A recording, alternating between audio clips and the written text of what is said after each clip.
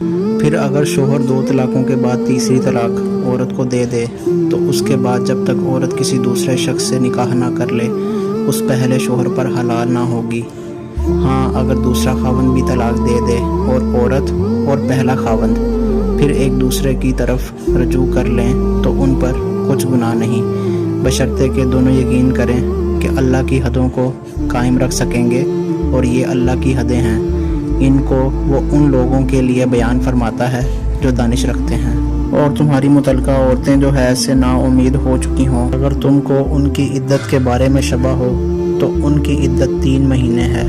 اور جن کو ابھی حیض نہیں آنے لگا ان کی عدت بھی یہی ہے، اور حمل والی عورتوں کی عدت وضع حمل یعنی بچہ جننے تک ہے، اور جو اللہ سے ڈرے گا اللہ اس کے کام میں سہولت پیدا کر دے گا۔ متعلقہ عورتوں کو ایام عدت میں اپنے مقدور کے مطابق وہیں رکھو جہاں خود رہتے ہو، اور ان کو تنگ کرنے کے لیے تکلیف نہ دو، اور اگر حمل سے ہوں تو بچہ جننے تک ان کا خرچ دیتے رہو۔ پھر اگر وہ بچے کو تمہارے کہنے سے دودھ پلائیں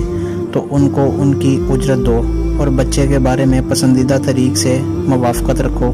اور اگر باہم ضد اور نا اتفاقی کرو گے تو بچے کو اس کے باپ کے کہنے سے کوئی اور عورت دودھ پلائے گی۔ صاحب وسعت کو اپنی وسعت کے مطابق خرچ کرنا چاہیے، اور جس کے رزق میں تنگی ہو وہ جتنا اللہ نے اس کو دیا ہے اس کے موافق خرچ کرے۔ اللہ کسی کو تکلیف نہیں دیتا مگر اسی کے مطابق جو اس کو دیا ہے، اور اللہ ان قریب تنگی کے بعد کسائش بخشے گا۔